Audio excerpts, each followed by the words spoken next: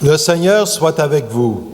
Et avec votre esprit, Évangile de Jésus-Christ selon Saint Luc.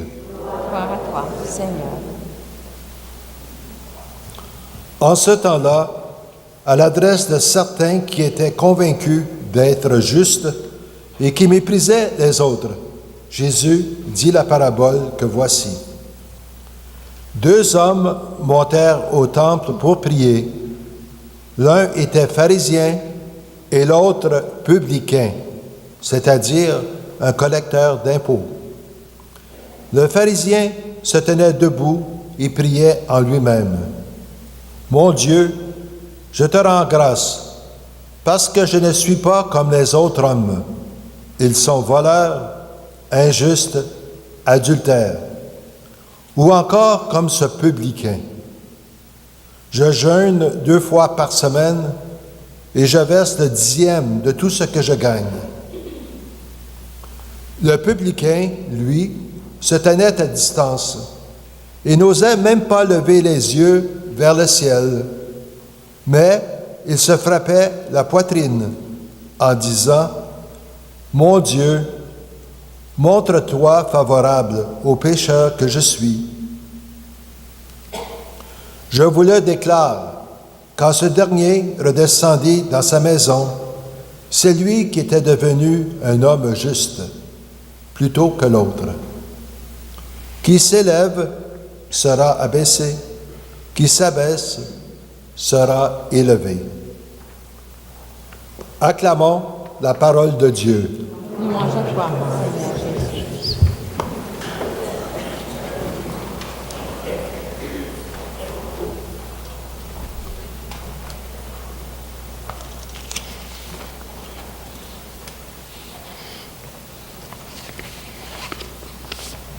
On va partager la parole à 2. Moi, mon nom, c'est Gilles. Je suis Montfortin. Je suis né à Vanier, la paroisse des Montfortins, paroisse Notre-Dame-de-Lourdes à Vanier. Puis, je complète actuellement 45 années de mission dans le diocèse de Daru-Kianga, en Papouasie, Nouvelle-Guinée. Je suis un confrère de classe de votre directeur ici, le Père Jean-Guy Richer, qui n'est pas bien actuellement. On a été ordonnés au même moment et au même endroit. Alors, je vais demander à Sœur Lois de se présenter un petit peu. Alors, bonjour encore. Je m'appelle Lois Mathieu. Je suis fille de la sagesse depuis déjà 54 années. Je suis infirmière de profession. Je viens du nord de l'Ontario, un petit village entre Timmins et Sudbury. J'ai vécu et travaillé en Afrique, au Malawi, pendant 15 ans.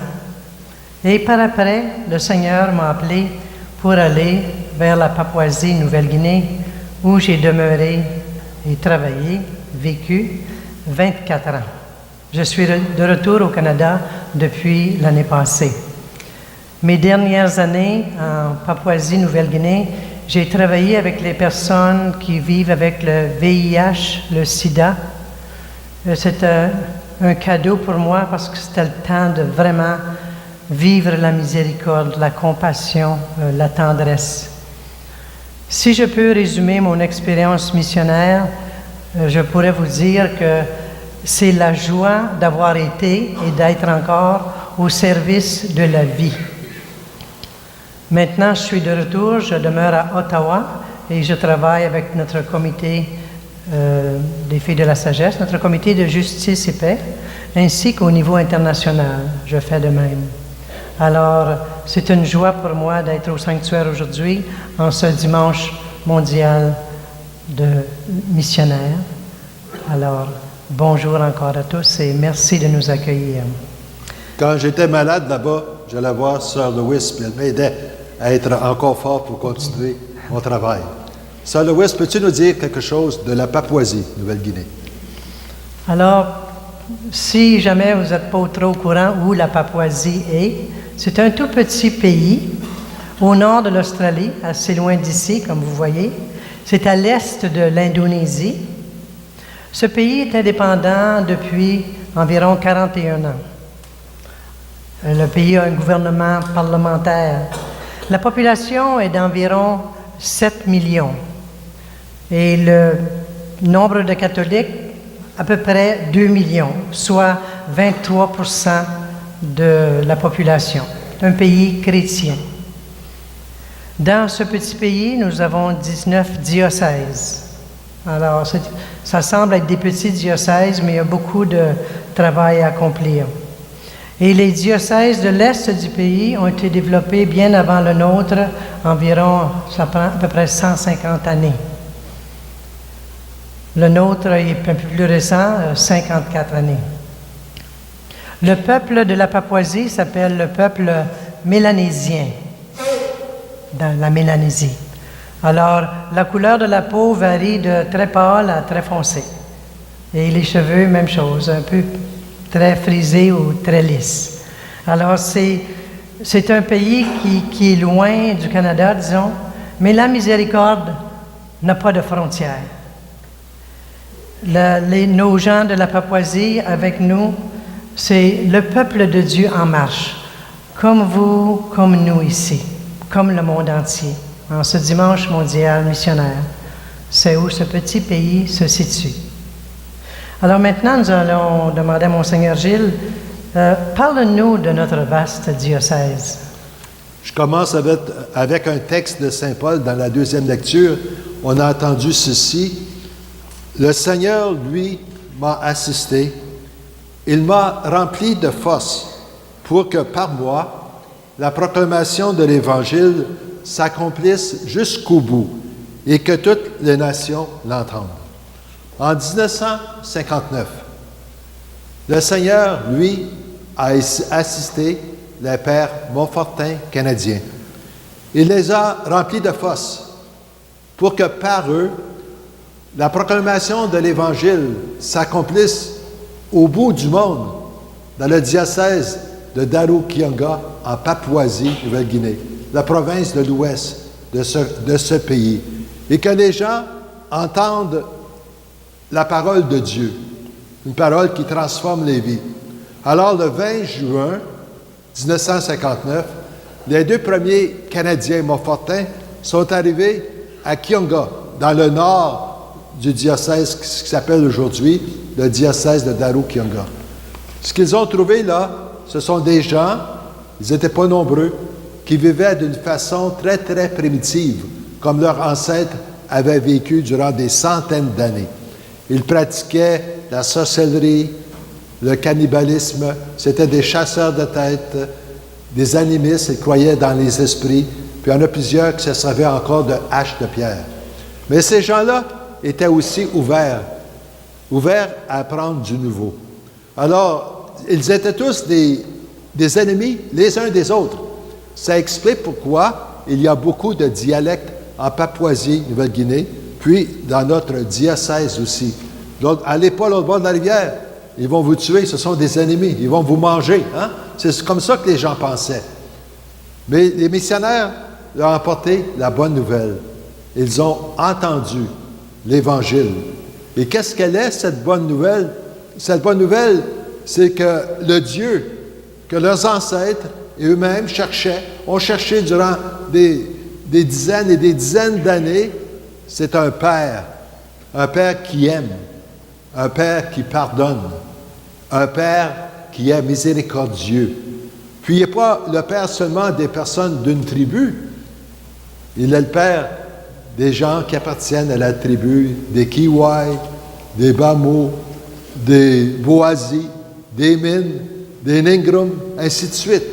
Alors, ces gens-là qui étaient ennemis, qui avaient peur les uns des autres au cours des années, parce que les missionnaires proclamaient la parole et qu'ils accueillaient cette parole, cette bonne nouvelle, ont commencé à se rassembler ensemble, prier ensemble, réfléchir ensemble et prendre des décisions ensemble pour leur vie comme Église, hein, comme jeune Église.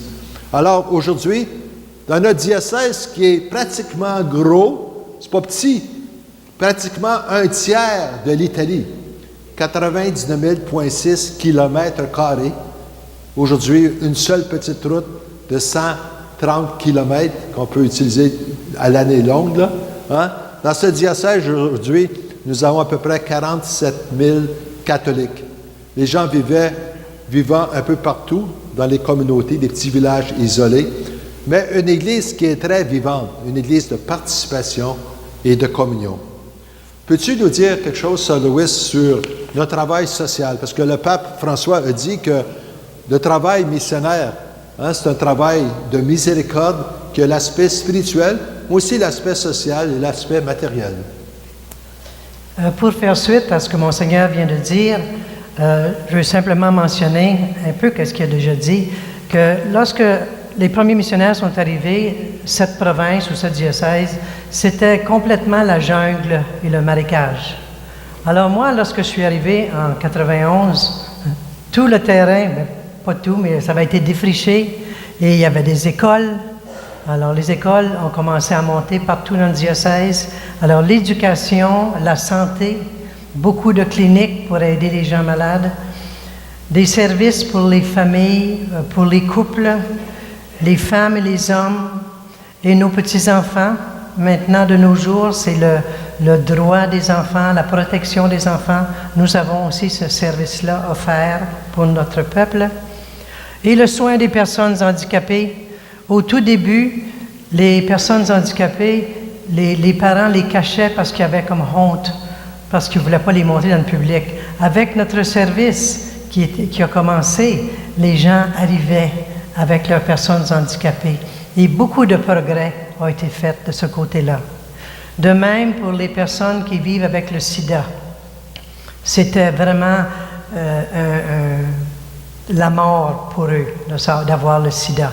Alors avec les cours que nous avons eus et les traitements que nous avons donnés, les personnes sont venues plus facilement à notre centre pour avoir les soins, le counseling, pour devenir mieux. Pas guéris complètement, mais fonctionnels à la société. Alors, comme Monseigneur a mentionné déjà aussi, le développement social fait partie de la pastorale, du soin des personnes. On ne peut pas prêcher la bonne nouvelle si quelqu'un est à moitié mort, si quelqu'un a faim, si quelqu'un n'a pas d'éducation. Alors, avec les années, ensemble, nous avons bâti ça, avec le peuple. Le peuple a aidé avec la traduction des langues et l'interprétation.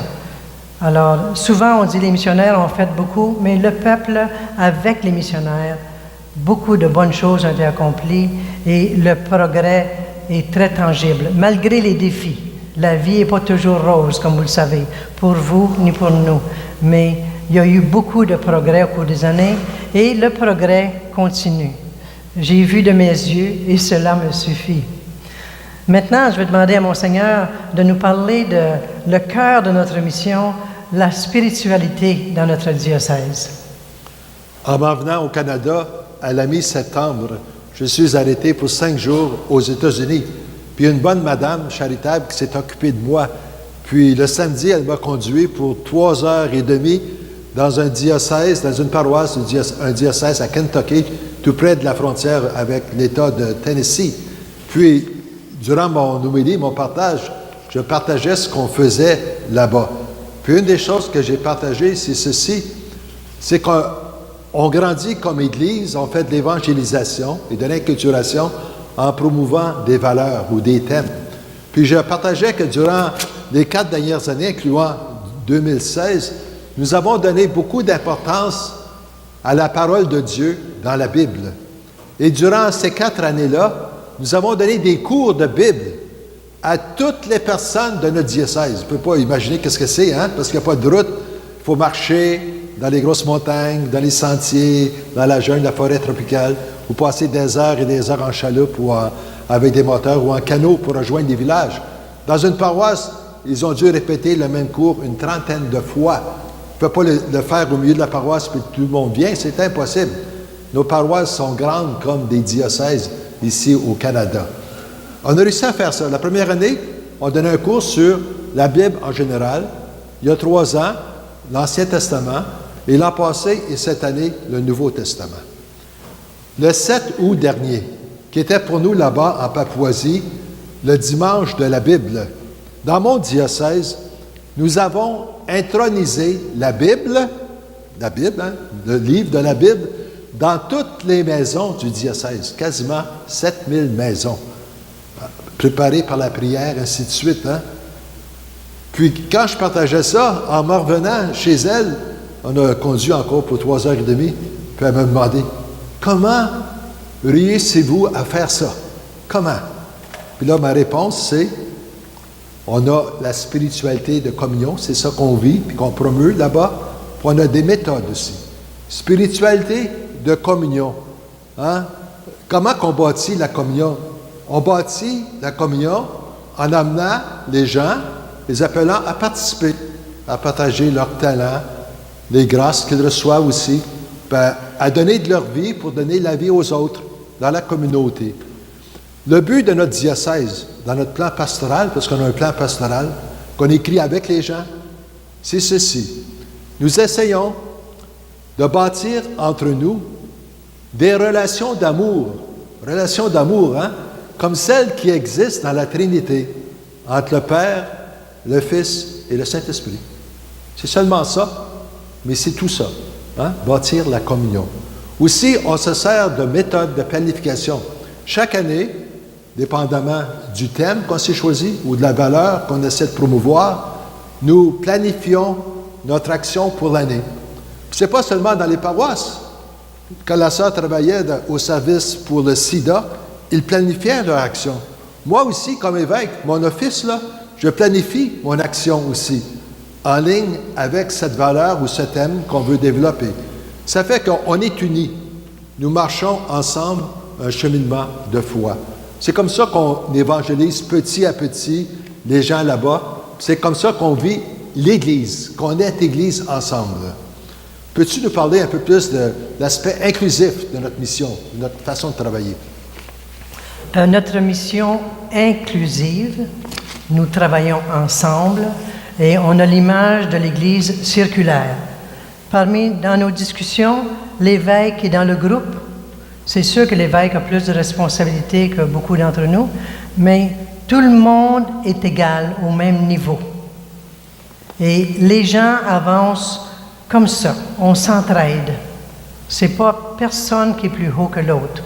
Dans un des dessins que une fille de la sagesse avait fait, c'était le peuple qui sortait du cœur de Jésus, et l'évêque était là, les personnes handicapées étaient là avec des béquilles, puis tout le monde marchait vers le même but, vers Jésus, vers le Dieu de miséricorde.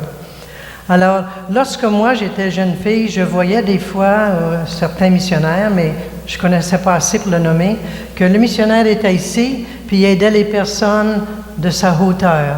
Puis maintenant, ce que j'ai vécu en Papouasie, nous travaillons ensemble, toi tu m'aides et moi je t'aide. Et c'est très frappant, la spiritualité de communion. Et puis, comme on a déjà mentionné aussi, tout le monde a le droit d'entendre la parole de Dieu. Tout le monde a le droit d'entendre que notre Dieu est un Dieu d'amour, un Dieu de miséricorde. Alors, c'est ensemble que nous allons vers ce Dieu miséricorde. Comme on a dit déjà, nous bâtissons le plan pastoral ensemble. On pense ensemble, réfléchit ensemble et nous agissons ensemble. Des paroisses, les villages les plus éloignés ont leur mot à dire et leur message revient et l'équipe de pastorale prenne tout ce qu'ils ont reçu des gens et ça aide à bâtir le plan pastoral. Alors, une personne qui arrive ou nous qui les visitons, nous savons que chaque village est à la même étape dans le plan pastoral. Je l'ai vécu, alors je sais comment grand et pratique que c'est aussi. Alors, pour conclure ce petit paragraphe-là, je veux mentionner que dans les Actes des Apôtres, on lit une phrase que pour moi décrit très bien où notre diocèse est rendu, notre Église, notre expérience d'Église. Chaque jour, la parole de Dieu gagnait du terrain. C'est comme si je voyais la parole de Dieu arriver comme vague dans le cœur de nos gens.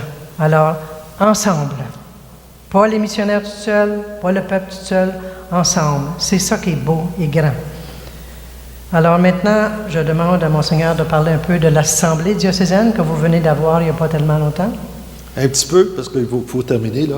On pourra continuer à parler longtemps, hein? Tellement de choses qu'on pourrait partager.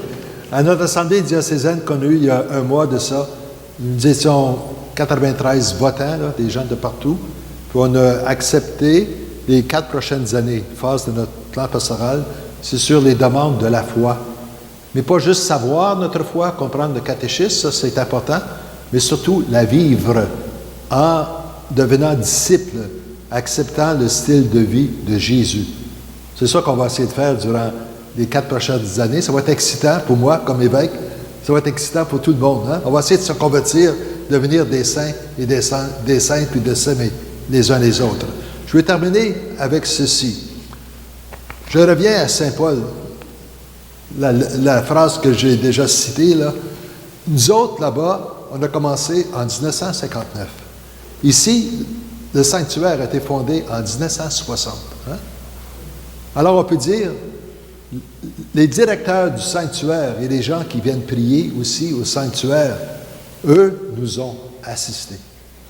Par leur soutien et par leur prière, ils nous ont remplis de force pour que nous, les missionnaires, dans le diocèse de Daru-Kianga en Papouasie, pour que nous proclamons la parole, pour que les gens l'entendent et que leur vie soit transformée. C'est ça qui est arrivé. Puis chaque année, les gens d'ici, puis durant l'année aussi, ils prient pour nous, puis ils nous aident de leurs dons. La prière, je pense, c'est ce qu'il y a de plus important, parce que faire la mission là-bas, dans un pays tropical, juste sous l'équateur, c'est pas facile, il fait chaud. Il pleut ici, là, il mouille, hein? Là-bas, nous avons 6 mètres de pluie par année. Pouvez-vous imaginer ça, hein? Puis il y a toutes sortes de bébites, la malaria, la tuberculose, puis marcher dans les sentiers jour après jour, heure après heure, ainsi de suite, pour rejoindre des gens. C'est pas facile, hein? C'est un défi continuel, hein, de chaque jour. Parfois, on devient découragé, on devient un peu malade, un peu faible. Puis là, il y a de la force qui vient, qui nous arrive. D'où ça vient, ça? Ça vient de la prière des gens qui sont ici, mais qui sont missionnaires avec nous par la prière.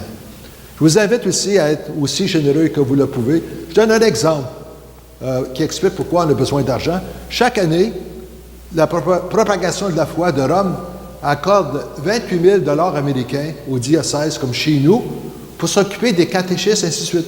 Cette année, ils ont coupé ça, sans nous dire d'avance. Alors, il faut trouver cet argent-là ailleurs, hein? C'est pas facile, hein, quêter. Un évêque missionnaire comme moi, c'est un quêteux. Mais je ne quête pas pour moi, je quête pour mes gens, pour l'Église qu'on bâtit là-bas. Alors, je vous invite au nom de mes gens à être aussi généreux que vous le pouvez par vos prières et vos dons. Et je vous remercie aussi au nom de mes gens. Chaque jour, dans mon diocèse, on prie pour nos amis, pour nos bienfaiteurs et bienfaitrices. Merci. On va se donner la main comme on le fait là-bas à Kiunga. 2 fois.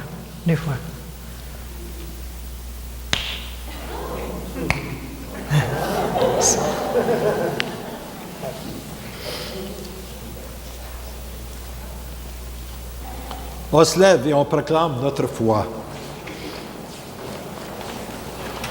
Je crois en Dieu.